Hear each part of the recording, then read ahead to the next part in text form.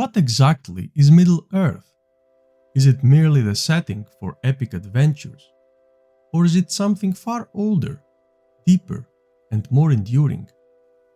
In this video, we journey into the heart of Middle-earth, the legendary world created by J.R.R. Tolkien. We will explore its lands, its peoples, and glimpse the deep history that gave rise to stories like The Hobbit and The Lord of the Rings. This is your gateway into one of the greatest mythologies ever written. Hi everyone, and welcome to Friend of the Rings. If you love the deep history, mythology, and lore behind fantasy worlds like The Lord of the Rings and The Witcher, you are exactly where you belong. Welcome. Middle-earth is more than a fictional setting. It is a vivid, living world, shaped through the ages by triumph, courage, and tragedy. A world where ancient powers once ruled, civilizations rose and fell, and history left lasting scars. From peaceful green hills to lands scarred by fire and shadow, Middle-earth is truly a realm of legend. Middle-earth is the central continent of Tolkien's mythology. Tolkien did not create it as a simple backdrop for adventure. Middle-earth is the world itself, and the stories we know take place within it, not the other way around. As a linguist and scholar of ancient myth, Tolkien built his world the same way real mythologies were formed, through languages, legends, and layered history. Rather than inventing an entirely separate universe, Tolkien imagined Middle-earth as a mythic version of our own Earth, set in a distant age, long before recorded history. To put this into perspective, the events of The Hobbit and The Lord of the Rings take place during the final years of the Third Age, while we are currently living at the end of the Sixth Age, or the beginning of the Seventh. Middle-earth feels real because it was designed to feel real, ancient, weathered, and shaped by centuries of forgotten stories and fallen civilizations. Mountains were raised by ancient wars, forests grew over the ruins of lost kingdoms, and many of the greatest events are remembered only in song and story. One of the most important ideas in Middle-earth is the map itself. Geography shapes everything. Journeys are long and dangerous. Borders matter, and distance has consequences. The simple act of traveling from one place to another can take weeks, even months, and the land itself often becomes an obstacle. This is why maps are so central to Tolkien's storytelling. They show not just where events happen, but how difficult it is for those events to unfold. The lands of Middle-earth are inhabited by many races, differing in age, nature, and purpose, from those who seek power to those who value harmony. One of these races is the Hobbits. Hobbits are small, peaceful people who value comfort, routine, and community above all else. They avoid ambition, dislike adventure, and prefer a quiet life filled with simple pleasures. Hobbits are not warriors or rulers, and they have little interest in the wider world. Yet, they possess remarkable resilience, deep loyalty, and an unusual resistance to corruption. By the time of The Lord of the Rings, Hobbits live almost entirely in the Shire, a fertile and well-protected region in the northwest of Middle-earth. The Shire reflects Hobbit values perfectly. Green hills, farms, and villages largely untouched by war. Tolkien designed the Shire to represent what is truly at stake in the larger conflict: peaceful life worth preserving. The elves are among the oldest races in Middle-earth. They are immortal, deeply tied to nature, art, and memory, and they experience time very differently from mortal beings. Elves remember ancient ages, great wars, and lost beauty. This grants them wisdom, but also sorrow, as they watch the world slowly change and fade. The elves are no longer the dominant race in Middle-earth. Most of them live in hidden refuges, such as Rivendell and Lothlorien. These are not centers of power, but sanctuaries where history and beauty are preserved. The elves understand that their time in Middle-earth is ending, and much of their role is to guide others before they depart forever. Men are the most adaptable and ambitious race in Middle-earth. Unlike elves, men are mortal, and their short lifespans drive them to seek legacy, power, and meaning. This makes them capable of great heroism, but also great failure. Tolkien presents men as a race constantly struggling between nobility and corruption. In the Third Age, men primarily dwell in the kingdoms of Rohan and Gondor, two allies united in purpose, yet shaped by very different histories. Rohan is a young kingdom, founded by the Northmen and gifted its lands by Gondor in an earlier age. Its people are horse lords, living across wide, open plains where speed, mobility, and martial skill define their way of life.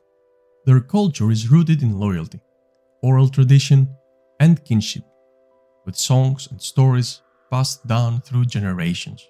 In battle, they rely on the strength of their cavalry, swift, fierce, and decisive, embodied in the charge of the Rohirrim. Gondor, by contrast, is ancient, a realm of descent from the great Menorians, a civilization of immense knowledge and power. Where Rohan is shaped by open land and tradition, Gondor is defined by stone cities, written history, and long memory. Once a vast empire, it now stands in slow decline, yet remains highly organized and disciplined, governed by law, structure, and duty. It watches constantly over the east, holding the line against the growing shadow. It stands as the last great defense of the West, bearing the weight of centuries of history and responsibility. Together, Rohan and Gondor represent two sides of humanity, one young and vital, rooted in courage and tradition, the other ancient and burdened, sustained by memory and duty. Bound by alliance, they stand together against the darkness, balancing hope against the weight of a fading world.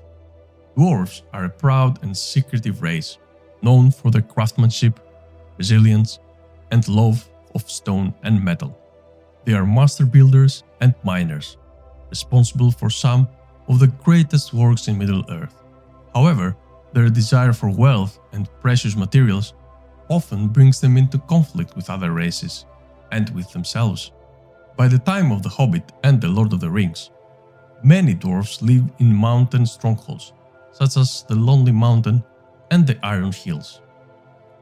These regions reflect dwarven values, isolated, fortified, and rich in natural resources. Their scattered kingdoms are remnants of a much greater past.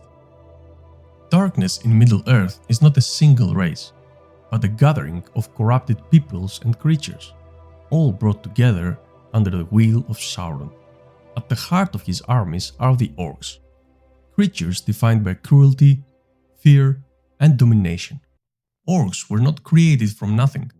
They are believed to be the result of an ancient corruption, twisted long ago from the children of Ilúvatar during the earliest ages of the world. Through torment and dark craft, they were reshaped into beings bred for obedience and war. Though cruel and violent, orcs are also deeply fearful, constantly driven by the lash of stronger masters rather than true loyalty. In later ages came the Uruk-hai, a stronger and more disciplined strain of the orcs. While Sauron had already bred a large and powerful orcs known as Uruks in Mordor, Saruman went a step further. At Isengard, he created his own Uruk-hai, a new strain capable of marching in daylight and fighting in formation. blending the strengths of orcs with the endurance of men. Taller, broader, and more resilient than common orcs, the Uruk-hai were bred specifically for warfare. Unlike earlier orcs, they could endure sunlight, march without rest, and fight with greater coordination and discipline. Where orcs often bicker and break under pressure, the Uruk-hai functions as organized soldiers, equipped with standardized weapons and armor, and driven by direct command rather than fear alone. They represent the evolution of orc kind into a more efficient instrument of domination. Alongside these creatures march men who have fallen under Sauron's influence. The Haradrim of the south and the Easterlings of the east were not born evil, but were drawn into the shadow through fear, deception, and promises of power. Bound by alliances and domination, they fight in the wars of the Dark Lord. Together, these forces are united not by shared belief or loyalty, but by control. They serve not a people or a homeland, but the will of a single master. And through them, Sauron wages war against the free peoples of Middle-earth. Sauron's influence is centered in Mordor, a land of fire, ash, and industry. Mordor is deliberately lifeless, shaped by exploitation rather than harmony. It is here that the One Ring was forged, an object designed not to destroy enemies, but to control them. As mentioned before, the long history of Middle-earth is divided into ages, also known as the Ages of the Children of Ilúvatar. The first age is a time of legends, when powerful beings shaped the world and heroic deeds defined history. Much of what is known from this age already feels distant and mythic by later times. The second age is marked by ambition and downfall. During this time, Sauron rises, deceives the people of Middle-earth, and helps force the rings of power. Great kingdoms rise, and others are destroyed. The world becomes permanently diminished. The third age is the era of fading magic. The great powers are weaker, ancient races are leaving, and the fate of Middle-earth no longer rests with gods or kings. Instead, it depends on ordinary individuals making difficult moral choices. This is the age which The Hobbit and The Lord of the Rings take place. Tolkien's world also reflects a deep concern for the loss of nature, tradition, and memory. Industrialization is almost always portrayed as destructive, while natural places are tied to healing and continuity. These ideas give Middle-earth a timeless relevance. That is why Middle-earth continues to resonate. It feels ancient, meaningful, real, a world shaped by loss, beauty, and moral choice. This guide is only the beginning.